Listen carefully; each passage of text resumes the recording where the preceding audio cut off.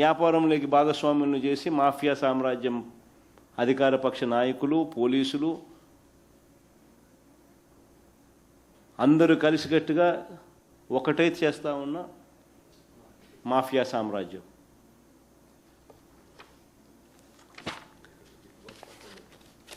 ఈ రాష్ట్రంలో ఏ పంటకు గిట్టుబాటు ధర రైతులకు రావడం లేదు, కానీ ఒకే ఒక పంట గిట్టుబాటు ధర వస్తుంది, గంజాయికి మాత్రమే వస్తుంది చంద్రబాబు నాయుడు పాలనలో.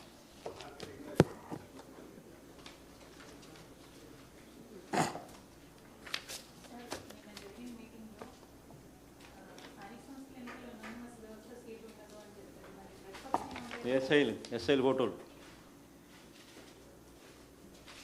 వీళ్ళు సివిల్ డ్రెస్సులు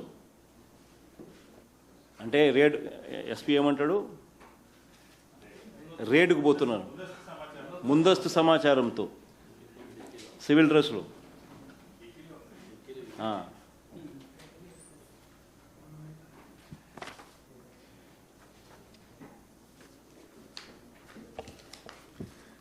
అమ్మా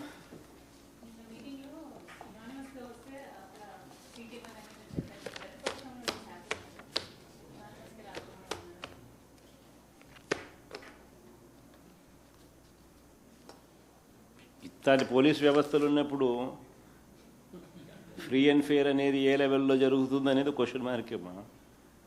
బట్ ప్రజాస్వామ్యంలో పోరాటం అనేది చేయాల్సిందే. Ultimately at the end of the day democracy should prevail. Ultimately ఈ స్థానిక సంస్థల్లో గెలుపు ఓటములు అనేది పెద్ద తేడా పడవు. జనరల్ ఎలక్షన్స్కి వచ్చేసరికి ప్రభుత్వం మీద ఈ లెవెల్ వ్యతిరేకత ఉన్నప్పుడు నువ్వు ఫ్రీ అండ్ ఫెయిర్ పోల్ జరుపుకోకుండా పోలీసులను నువ్వు వాడుకొని ఒకసారి చేసుకోగలుగుతావు.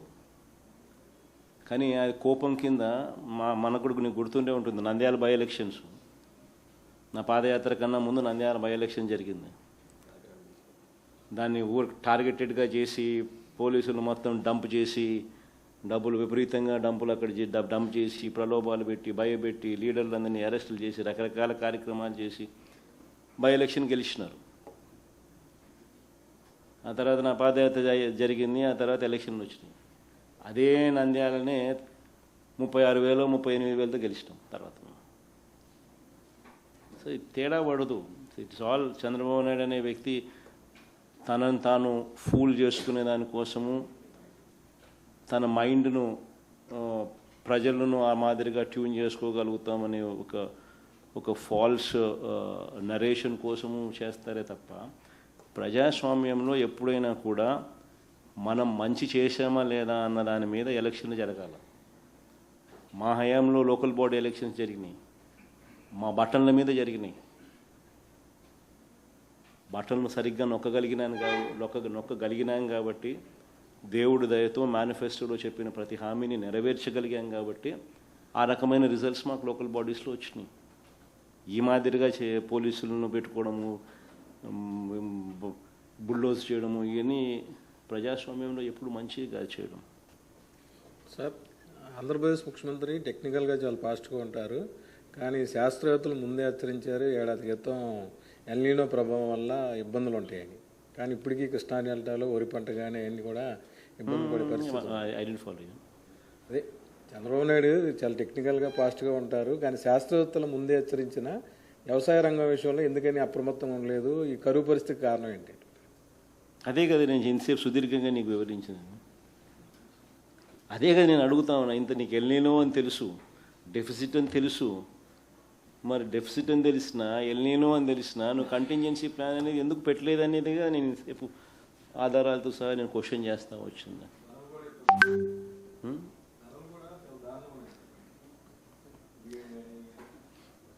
అట్లనే ఉన్నాయి సార్.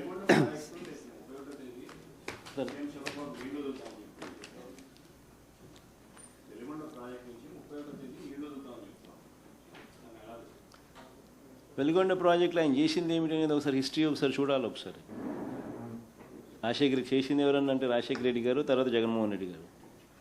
చంద్రబాబు నాయుడు ఏం చేసినాడు అనేది చంద్రబాబు నాయుడు ఆయనంతకు ఆయన క్వశ్చన్ చేసుకోవాలి. ఎవరెవరి హయాంలో టన్నల్ ఎంతెంత పూర్తయింది, ఎవరెవరి హయాంలో ఏ పర్సంటేజ్ ఆఫ్ టనల్ పూర్తయింది అని చెప్పి.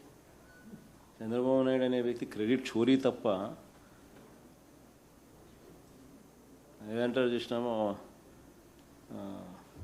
క్రెడిట్ వితౌట్ కాంట్రిబ్యూషన్ అంటే చంద్రబాబు నాయుడు దగ్గర నుంచి నేర్చుకోవాలి.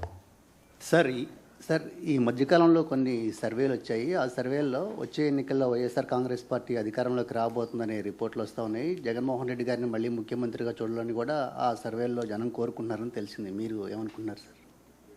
ఈ చంద్రబాబు నాయుడు గారి పాలన ఈ మాదిరిగా ఉంటే నిజంగా ఎవరైనా కానీ ఏ ఇంట్లో ఓట్లు పడతాయి రమేష్?